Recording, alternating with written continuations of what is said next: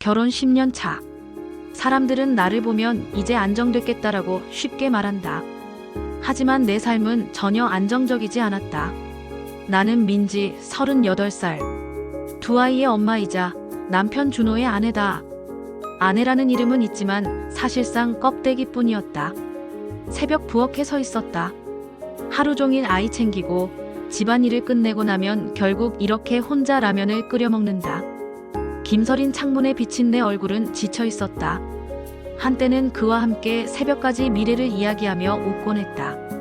그때 준호의 눈빛은 반짝였고 나를 바라보는 눈에는 분명 사랑이 있었다. 하지만 지금 나는 쓴웃음을 지으며 혼잣말했다. 사랑 웃기고 있네. 침실 문을 열면 남편은 늘 똑같은 모습이었다. 등을 돌린 채 코를 골며 자는 모습. 그 등을 바라보며 눈물이 고였다. 언제부터였을까? 그가 내게 등을 돌리기 시작한 게. 육아 때문에 피곤해서 바빠서. 늘 그랬다. 처음 1년, 2년은 기다렸다. 괜찮아. 아이들 크면 다시 좋아질 거야. 그렇게 스스로를 위로했다. 하지만 벌써 5년. 우린 대화도 부부관계도 끊겼다. 나는 아내가 아니라 그냥 집안일 도맡는 가정부 같았다. 아이들을 데리고 놀이터에 가면 다른 엄마들이 모여 앉아 대화를 나눈다. 나는 늘 조금 떨어져 앉아 그들의 웃음을 바라본다. 어제 남편이랑 애들 맡기고 데이트 다녀왔잖아. 오랜만에 설레더라. 좋겠다. 나도 남편이랑 단둘이 밥 먹은 게 언제인지 모르겠네. 나는 억지로 미소를 지으며 고개를 끄덕였다. 하지만 마음속에서는 비명이 터졌다. 나도 저들처럼 말하고 싶었다. 우리도 어제 손잡고 걸었어. 남편이 나 챙겨줬어. 하지만 그런 말은 나에게 거짓말이었다. 내 현실이 얼마나 비참한지 들킬까봐 입술을 깨물었다. 가끔은 과거의 장면이 불쑥 떠오른다. 신혼여행에서 모래사장을 달리던 준호의 웃음소리. 민지야, 너 없으면 나 못 살아. 평생 내 옆에서 웃게 해줄게. 그 목소리가 아직도 선명하게 귓가에 남아있다. 하지만 지금의 그는 내 존재조차 귀찮아하는 사람 같았다. 저녁 식탁 위에서 참았던 울분이 결국 터져나왔다. 아이들 밥을 챙기는 동안 준호는 휴대폰만 들여다보고 있었다. 여보, 애들이랑 한마디만 해줘. 맨날 휴대폰만 보지 말고. 그는 투명스럽게 대답했다. 피곤해. 좀 쉬게 해. 당신은 집에 있으니까 애들 상대할 시간 많잖아. 순간 젓가락을 내려놓으며 목소리가 떨렸다. 집에 있으니까. 나도 하루 종일 애들 챙기고 빨래하고 밥하고 내가 집에서 논 줄 알아. 준호는 한숨을 내쉬며 말했다. 됐어. 또 잔소리네. 그냥 좀 조용히 살면 안 돼? 순간 아이들이 숟가락을 내려놓고 고개를 숙였다. 나는 고개를 떨군 채 숨을 고르며 생각했다. 아, 나는 이제 잔소리만 하는 귀찮은 존재구나. 밤이 되면 나는 책상 앞에 앉아 다이어리를 펼쳤다. 떨리는 손으로 펜을 쥐며 글을 적었다. 오늘도 남편과 말이 엇갈렸다. 아이들 앞에서 목소리를 높였다. 내가 원하는 건 거창한 게 아니다. 그냥 고생했어 한마디. 그 말이 그렇게 어려운 걸까? 나는 수십 번 다짐했다. 그에게 아무것도 바라지 않겠다고. 하지만 매번 무너졌다. 가슴은 여전히 아팠다. 마트에서 장을 보던 날 대학 동창 수진을 우연히 만났다. 민지야, 오랜만이다. 너 아직 예쁘네. 남편은 뭐해? 아직도 다정하지? 나는 순간 얼어붙었다. 억지로 미소를 지으며 대답했다. 응, 뭐 잘 지내. 수진은 부러워하며 말했다. 역시 넌 복받은 거야. 난 요즘 남편이랑 싸우느라 정신없거든. 그녀가 떠난 뒤 눈가가 젖어왔다. 사실은 나는 복받은 게 아니었다. 하지만 누가 알면 어떡하지. 우리가 이미 부부로서 끝났다는 걸. 어느 날 거실 서랍을 정리하다가 오래된 편지를 발견했다. 신혼 시절 준호가 써준 손편지였다. 민지야, 너랑 함께하는 매일이 기적 같아. 앞으로 힘든 일이 와도 난 내 편일 거야. 나는 손으로 입을 막으며 울음을 삼켰다. 이 글씨, 이 마음 다 어디로 사라진 걸까? 아니, 사라진 게 아니라 우리가 잃어버린 게 아닐까. 거울 앞에 섰다. 초라한 잠옷 차림, 퀭한 눈, 늘어진 어깨. 저게 내 모습이었다. 이대로 살다가는 나는 사라질 것이다. 아내로서도 여자로서도 나 자신으로서도. 나는 거울 속의 나를 똑바로 보며 속으로 다짐했다. 그래, 이제 변해야 한다. 누구를 위한 삶이 아니라 나 자신을 위한 삶으로. 눈물이 흘렀지만 얼굴에는 오랜만에 단단한 표정이 자리 잡았다. 나는 요즘 외출을 자제했다. 아이들 학교, 장복이 꼭 필요한 일 말고는 밖으로 나가지 않았다. 사람들을 만나는 게 싫었다. 특히 가정적으로 잘 지낸다는 기색을 풍기는 부부들을 보는 게 지옥 같았다. 어느 주말 아파트 단지 주민 모임이 열렸다. 아이들 때문에 억지로 참석했지만 나는 그 자리가 고문처럼 느껴졌다. 다른 엄마들이 모여 앉아 수다를 떨었다. 우리 남편 어제 늦게까지 일했는데도 애 숙제 봐주더라니까. 너무 고맙더라. 난 요즘 신랑이랑 같이 운동 다니고 있어. 매일은 못 가도 주말마다 꼭 같이 뛰어. 진짜 좋아. 그들은 자연스럽게 내 쪽을 바라봤다. 순간 숨이 막혔다. 나도 뭐라도 말해야 할 것 같았다. 하지만 입에서 나온 건 그저 애매한 웃음뿐이었다. 뭐 우리도 잘 지내. 거짓말이었다. 나는 그 순간 모래바람 속에 서 있는 것처럼 눈을 뜨기 힘들었다. 다른 엄마들의 웃음소리가 귀에 쏟아져 들어왔다. 그 웃음 속에서 나는 완전히 고립된 기분이었다. 집으로 돌아오는 길, 준호에게 전화를 걸었다. 오늘은 제발 나랑 조금이라도 얘기해줬으면. 그 마음으로 다이얼을 눌렀다. 여보, 뭐해? 응, 회사 사람들하고 술자리야. 왜? 아니, 그냥 애들이 아빠 보고 싶어 하길래. 그래, 늦을 거야. 애들한테 미안하다고 전해. 뚝. 전화를 끊는 소리가 내 귓가에 매정하게 울렸다. 나는 휴대폰을 움켜쥔 채 멍하니 걸었다. 왜 이렇게 눈물이 쏟아지는 걸까? 그날 밤 아이들과 함께 저녁을 먹었다. 밥상 위에 앉은 아이들이 조심스럽게 물었다. 엄마, 아빠는 오늘도 늦어? 응. 아빠 바빠서. 엄마, 아빠는 우리랑 같이 밥 안 먹어? 그 말에 나는 젓가락을 내려놓았다. 목구멍이 막혀 밥이 넘어가지 않았다. 아이들 눈빛 속에 묻어난 외로움이 그대로 내 마음을 찔렀다. 며칠 뒤 회사 워크숍에 간다는 준호를 배웅했다. 여느 때처럼 무심한 표정으로 캐리어를 끌고 나가는 그의 뒷모습. 나는 현관에 서서 속으로 중얼거렸다. 저 뒷모습 언제부터 이렇게 낯설어졌을까? 이틀 뒤 나는 우연히 카톡 알림을 보게 됐다. 준호의 휴대폰 화면에 반짝인 이름. 팀장님, 오늘도 잘 들어가. 그 짧은 문장이 내 심장을 쿵 떨어뜨렸다. 나는 화면을 보며 숨을 고르려 했다. 별거 아닐 수도 있어. 그냥 업무상일 수도 있잖아. 하지만 마음속 깊은 곳에서는 알았다. 내가 그토록 애타게 원하던 말, 잘 들어가라는 말조차 이제는 다른 사람에게 건네지고 있다는 사실을. 그날 밤 나는 거울 앞에 앉아 오랫동안 내 얼굴을 들여다봤다. 주름진 눈가, 칙칙한 피부, 퀭한 눈동자. 나는 속으로 중얼거렸다. 내가 이렇게 변했으니 그가 나를 사랑하지 않는 게 당연한 걸까? 눈물이 흘러내렸다. 하지만 그 눈물 뒤에 또 다른 감정이 끓어오르고 있었다. 분노였다. 아니야. 내가 이렇게 된 건 혼자 탓할 일이 아니야. 나도 지쳐 있었어. 나도 외로웠어.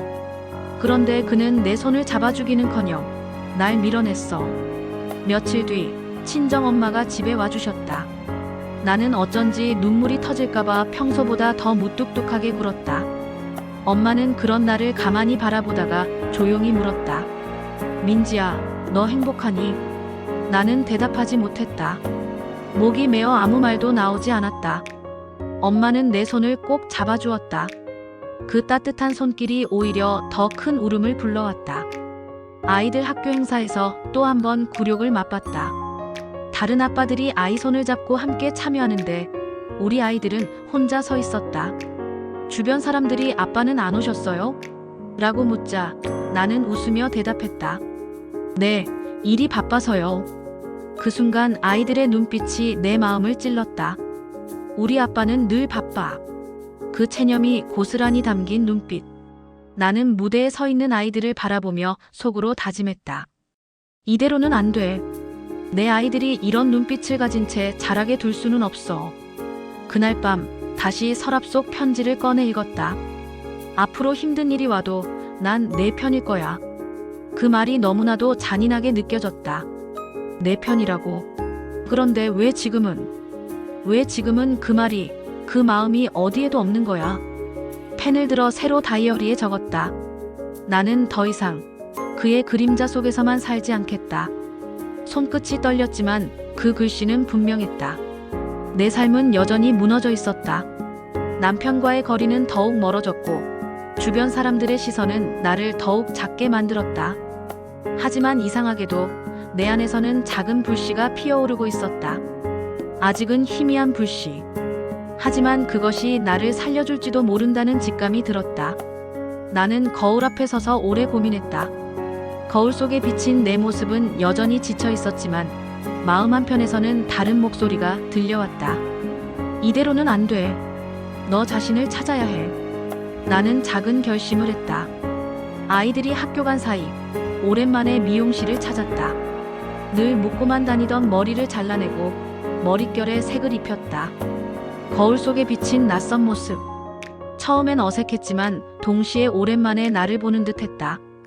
집으로 돌아오자 준호가 퇴근해 있었다. 그는 내 머리를 힐끗 보더니 아무 말도 하지 않았다. 아니, 정확히 말하면 무심하게 내뱉었다. 돈 아깝게 이런 걸 왜 해? 나는 순간 웃음이 터질 뻔했다. 웃기지도 않은 상황인데 그 말이 너무 허무해서. 나는 조용히 대답했다. 나를 위해 한 거야. 그냥 나 자신이 필요해서. 그는 어이없다는 듯 비웃었다. 하집에만 있는 사람이 뭘 그렇게 꾸며. 누가 본다고 그래. 나는 대꾸하지 않았다. 하지만 속으로는 단단히 새겼다. 그래. 넌 몰라도 돼. 이건 너를 위한 게 아니라 나를 위한 거니까. 며칠 후 나는 헬스장에 등록했다. 처음엔 숨이 차고 몸이 무거웠지만 땀을 흘리자 이상하게 마음이 조금 가벼워졌다. 트레이너가 말했다. 조금만 꾸준히 하시면 금방 달라지실 거예요. 나는 그 말을 마음속으로 되뇌었다.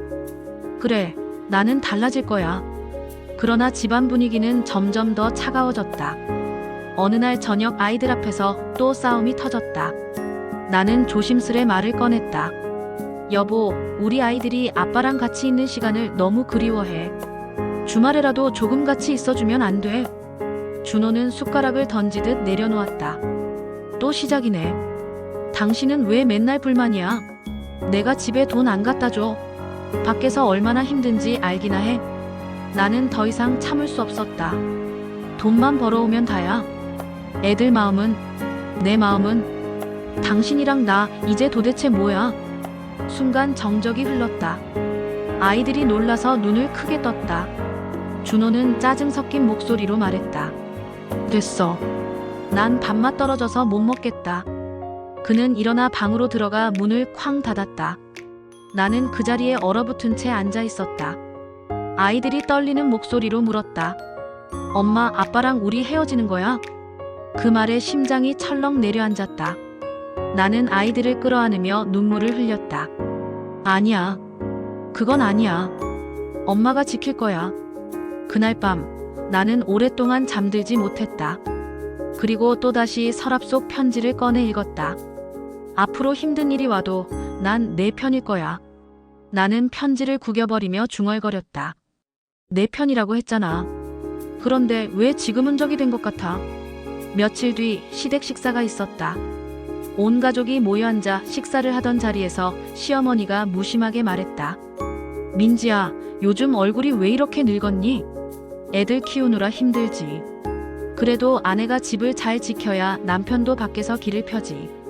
그 말에 얼굴이 화끈거렸다. 주변에서 웃음이 터져나왔다. 나는 억지로 웃으며 대답했다. 네, 제가 더 잘해야죠. 하지만 속으로는 피가 거꾸로 솟구쳤다. 나만 탓하는구나. 모두가 내가 부족해서 그렇다고 생각하는구나. 식사 내내 준호는 아무 말도 하지 않았다. 그저 묵묵히 음식을 씹을 뿐이었다. 그 무심함이 더 큰 굴욕으로 다가왔다. 집으로 돌아와 나는 아이들 재우고 거실에 홀로 앉았다. 오늘 하루 종일 들었던 말들이 내 머릿속을 맴돌았다.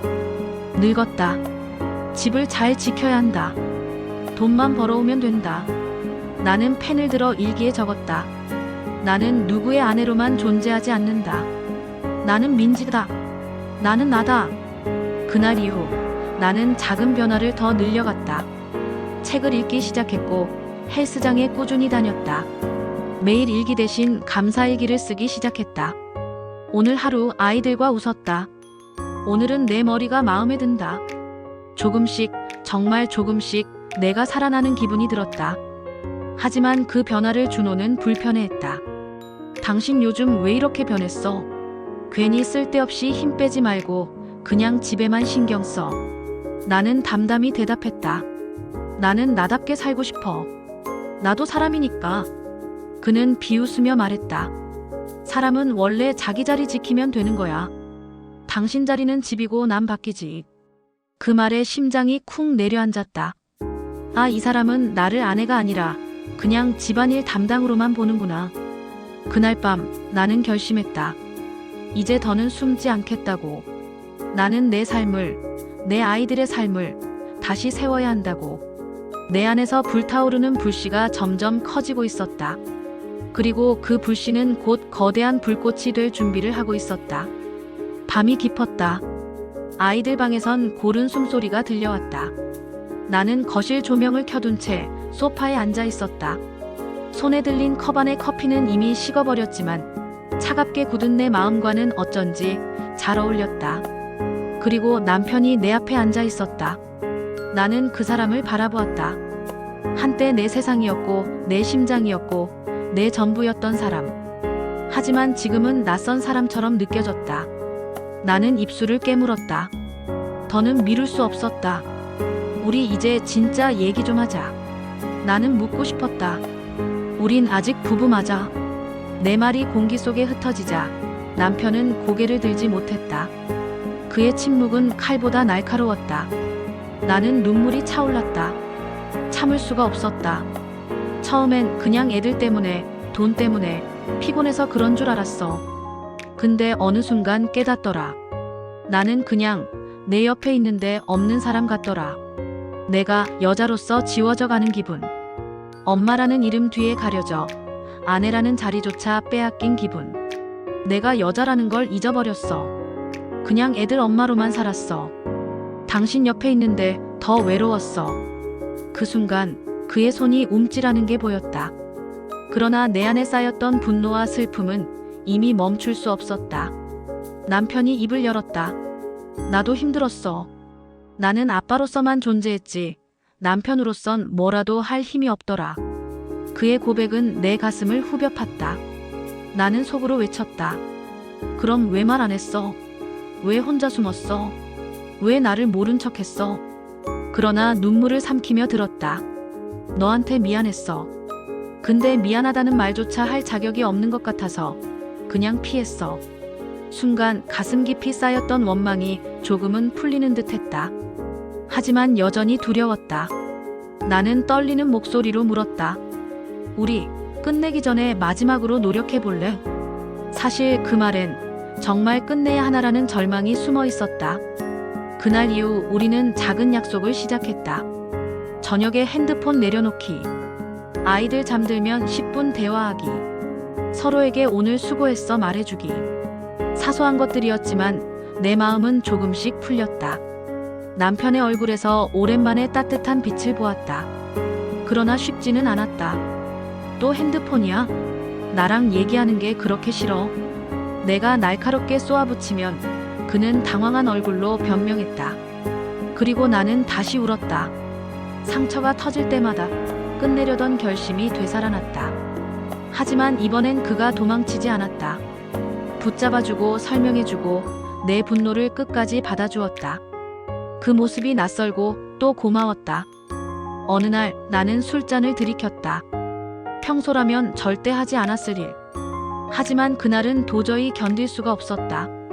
술에 취한 채 나는 남편 앞에서 울음을 터뜨렸다. 나도 여자로 살고 싶어. 아이 엄마 말고 그냥 누군가의 아내, 사랑받는 여자. 그걸 너무 그리워했어. 내 입에서 나온 말이었지만 너무나 굴욕적이었다. 사랑받고 싶다고, 인정받고 싶다고 애원하는 내 모습이. 그런데 남편이 나를 꼭 안았다. 미안해, 이제라도 다시 시작하자. 그 품에서 나는 몇 년 만에 마음껏 울었다. 서로가 얼어붙은 채 지워버렸던 시간들이 눈물과 함께 녹아내렸다. 그리고 우리는 오랜만에 부부가 되었다. 그날 이후 모든 것이 달라졌다. 남편은 변했다. 아니, 사실은 우리가 함께 변했다. 식탁에 앉으면 그는 내 눈을 바라보았다. 퇴근 후 핸드폰을 내려놓고 아이들과 놀았다. 그리고 내게 말했다. 오늘 고생했어. 고마워. 그 한마디가 그렇게 큰 힘이 될 줄 예전엔 몰랐다. 나 역시 달라졌다. 그의 옆에서 웃는 시간이 늘어났다. 거울 앞에 서면 다시 여자로 보이고 싶다는 마음이 생겼다. 아이들마저 물었다. 엄마, 아빠, 요즘 왜 이렇게 웃어? 그 순간 나는 깨달았다. 우리가 다시 진짜 가족이 되고 있다는 걸. 결혼 10년 차. 나는 포기하려 했다. 남편도 그랬을 것이다. 하지만 우리는 마지막 순간에 서로를 붙잡았다. 굴욕도 있었고 상처도 많았지만 그 모든 것이 우리를 단단하게 만들었다. 이제야 안다. 결혼은 끝없는 연애가 아니라 서로를 다시 선택하는 일이라는 걸. 그리고 지금 나는 신혼 때보다 더 행복하다. 내가 사랑한 그 사람과 다시 부부가 되었으니까. 끝까지 들어주셔서 감사합니다. 여러분의 사랑과 응원이 큰 힘이 됩니다. 구독과 좋아요 부탁드립니다.